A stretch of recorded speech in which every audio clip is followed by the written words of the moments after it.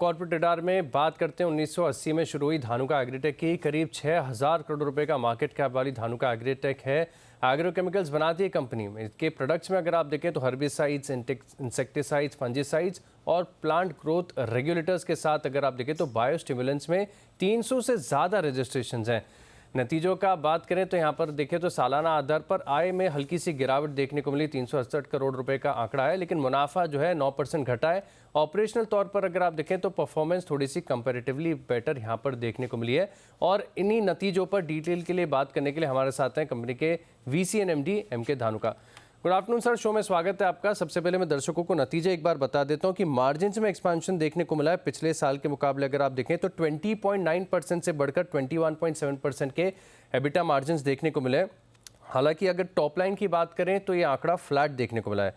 तिमाही के दौरान क्या हाईलाइट्स रही हैं सर? देखिए, last year was El Nino year and जो बारिश थी वो काफी इरेटिक थी, जिसके कारण से सिर्फ धानुका नहीं, पूरी इंडस्ट्री को इम्पैक्ट आया है।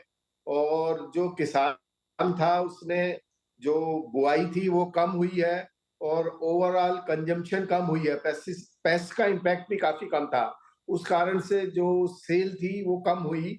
और इसके अलावा अगर हम वॉल्यूम वाइज देखें तो we have gain the volume, करीब 9.5% का वॉल्यूम ग्रोथ है, बट वैल्यू वाइज जो है वो 3% ग्रोथ है। तो जो प्राइस इरोजन हुआ लगभग 6.5% का, उससे जो है ओवरऑल नतीजे जो है जितने अच्छे होने चाहिए उतने नहीं हुए।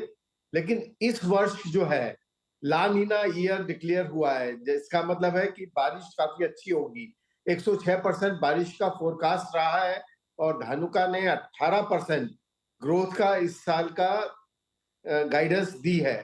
तो मैं समझता हूं कि ये 18% ग्रोथ के साथ में हम काफी अच्छा परफॉर्मेंस 2025 क्लोजिंग के ऊपर में कर पाएंगे।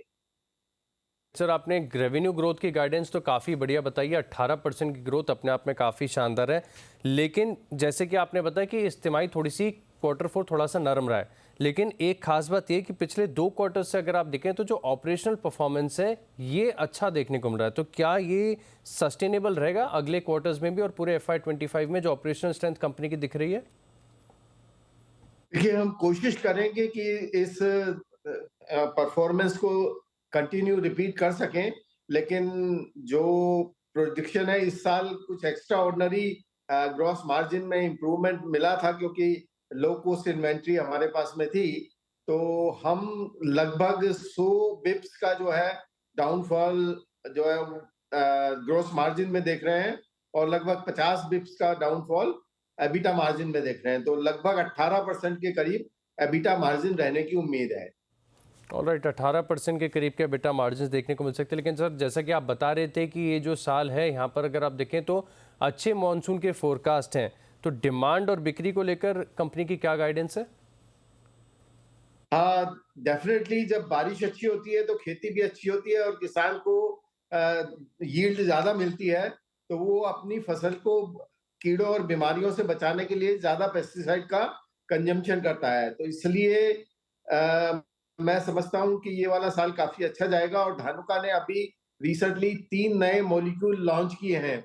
2 मॉलिक्यूल, तो एक तो लानिवो है जो कि वर्सटाइल इंसेक्टिसाइड है, निसान केमिकल जापान के सहयोग से पहली बार इंडिया में लॉन्च हुआ है। दूसरा पर्ज है जो कि एक हर्बिसाइड है मूंगफली और सोयाबीन की खेती के लिए। और तीसरा इन हाउस डेवलप्ड एक माइक्रो फर्टिलाइजर है, माइक्रो सुपर। तो इन नए मॉलिक्यूल से हम 5% ग्रोथ जो है वो समझते हैं कि हमें इस साल में मिलनी चाहिए। राइट, ग्रोथ यहाँ पर देखने को मिलेगी। लेकिन सर, जैसा कि मैं देख रहा था कि अगले 3 साल के लिए अगर आप देखें तो जो इंसेक्टिसाइड्स हैं यहाँ पर कंपनी का फोकस काफ़ी ज़्यादा देखने को मिल रहा है। लेकिन डाइवर्सिफाइड आपकी प्रोडक्ट ऑफरिंग है, यानी हर्बिसाइड्स भी हैं, फंजीसाइड्स भी है और इंसेक्टिसाइड्स पर तो आपका फोकस बना हुआ है। अगले 3 साल की बात करें तो इन सभी प्रोडक्ट्स में से सबसे बेहतर ग्रोथ कहाँ पर देखने को मिलेगी? देखिए, हर्बिसाइड का कंजम्पशन दिन प्रतिदिन बढ़ रहा है, क्योंकि लेबर जो है अवेलेबिलिटी उसकी क्वेश्चन मार्क है और कॉस्ट ऑफ लेबर काफी बढ़ गई है। तो हर्बिसाइड यूज करने से लेबर की जो कंजम्पशन काफी कम है। और अब ड्रोन टेक्नोलॉजी से स्प्रे हो रहा है, लेकिन हर्बिसाइड का स्प्रे अलाउड नहीं है ड्रोन से, सिर्फ इंसेक्टिसाइड और फंगिसाइड का स्प्रे अलाउड है। तो मैं समझता हूँ कि लेबर महंगी होने के कारण से हर्बिसाइड में ग्रोथ जो है दूसरे इंसेक्टिसाइड और फंगिसाइड के कंपैरिजन में ज्यादा ग्रोथ आएगी। ऑलराइट सर, आपने जिक्र किया अभी ड्रोन टेक्नोलॉजी का, और मैंने देखा है कि इससे पहले अगर आप देखें तो कंपनी ने कुछ निवेश भी कर रखे हैं ऐसी स्टार्टअप्स में, कंपनीज में, कि कृषि को कैसे देश में आधुनिक बनाया जाए। तो इसको लेकर धानुका एग्रीटेक क्या देख रहा है कि अगले 5 साल में क्या यहाँ से भी रेवेन्यू कंट्रीब्यूशन बढ़िया आएगा? देखिए, कंपनी ने तो इन्वेस्टमेंट किया है, इससे investment to in drone company, तो कंपनी का डायरेक्ट उससे कोई टर्नओवर का रिलेशन नहीं है। कंपनी को तो जो वैल्यूएशन इंक्रीज्ड मिलेगी समय के साथ में, वो ही जो है कंपनी का प्रॉफिट होगा। सेल से कंपनी का कोई लेना देना नहीं है, तो इसलिए उसका कोई इम्पैक्ट कंपनी की ग्रोथ में नहीं आएगा। लेकिन सर, आपने जो निवेश किया है इन कंपनीज के बारे में थोड़ा सा बताइए कि किस प्रकार से ये जो है एग्री में एक टेक्नोलॉजिकल रेवोल्यूशन लाना चाहते हैं। देखिए, एक ड्रोन कंपनी में हमने निवेश किया है, और जो कि ड्रोन बनाती है, और पहला उनका ड्रोन जो है वो डीजीसीए से अप्रूव ड्रोन है, और मेनली एग्रीकल्चर सेक्टर के लिए ही इंसेक्टिसाइड और फंगिसाइड स्प्रे के लिए उन्होंने बनाया है। पिछले वर्ष उन्होंने 1000 ड्रोन जो है मार्केट में बेचे थे, उसमें से 500 ड्रोन इफ्को को दिए थे।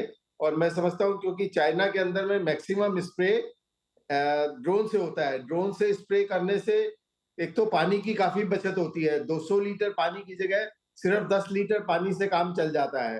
दूसरा जो है, जो लेबर की हेल्थ है, उसका काफी फायदा, उसको काफी फायदा मिलता है, क्योंकि वो मैनुअली स्प्रे होने के बजाय मैकेनिकली स्प्रे हो रहा है करके। और तीसरा जो है करके जो इवनली स्प्रे पूरे खेत के अंदर में होता है, तो उससे रिजल्ट जो है वो ज्यादा बेटर मिलते हैं। लेकिन सर, एक चीज़ मैं समझना चाहूँगा कि पिछले 2 साल में अगर आप देखें तो ग्लोबली कैपेसिटी एडिशन काफ़ी ज़्यादा मात्रा में देखने को मिला है। तो क्या इससे प्राइसिंग पर अभी तक कोई इम्पैक्ट आया है? आप बिल्कुल ठीक कह रहे हैं। जो चाइना के अंदर में कैपेसिटीज काफी बढ़ गई हैं, और उसके कारण से जो है वो डंपिंग जो है वो कर रहे हैं इंडिया के अंदर में और ग्लोबली। और जो यूएस और ब्राजील, जो कि हाईएस्ट कंज्यूमिंग कंट्रीज हैं इन पेस्टिसाइड्स के लिए, वहां पे इन्वेंट्री काफी ज्यादा थी, तो उनकी डिमांड काफी कम थी। तो इस कारण से भी प्राइसेस जो है वो काफी नीचे आए हैं। और मैं समझता हूँ कि अभी ये ट्रेंड कंटिन्यू रहेगा, लेकिन ओवरऑल अब सीजन स्टार्ट हो रहा है, तो अब जो प्राइसेस या तो स्टेबल हो गए हैं, या कुछ प्रोडक्ट्स में प्राइसेस इंक्रीज होना चालू हो गए हैं। अगर बात करें रॉ मटेरियल यानी इनपुट कॉस्ट की, तो इसका ट्रेंड कैसा लग रहा है आपको? मैं प्राइसेस जो बात कर रहा था, इनपुट कॉस्ट की बात कर रहा था, रॉ मटेरियल जो कि स्पेशली जेनरिक प्रोडक्ट्स हैं, स्पेशलिटी मॉलिक्यूल्स के अंदर में कोई चेंज नहीं है, वो प्राइस जो है स्टेबल रहते हैं। पूरे साल शुरू में प्राइस डिसाइड हो जाता है, और पूरे साल सेम प्राइस कंटिन्यू रहते हैं। जो जेनरिक प्रोडक्ट्स होते हैं उनके अंदर में प्राइस फ्लक्चुएशन होता है। जब डिमांड ज्यादा होती है तो बढ़ जाते हैं, और जब डिमांड कम होती है तो प्राइसेस उनके जेनरिक्स के रिड्यूस हो जाते हैं। ऑल राइट सर, काफ़ी क्लैरिटी मिल गई सर, शुक्रिया। आपने जी बिजनेस के लिए वक्त निकाला और विस्तार से क्वार्टरली अपडेट्स हमारे साथ शेयर किए। थैंक यू, नमस्कार। तो चलिए, इसी के साथ कॉर्पोरेट रडार में इतना ही, लेकिन आप बने रहेंगे जी बिजनेस के साथ। नमस्कार।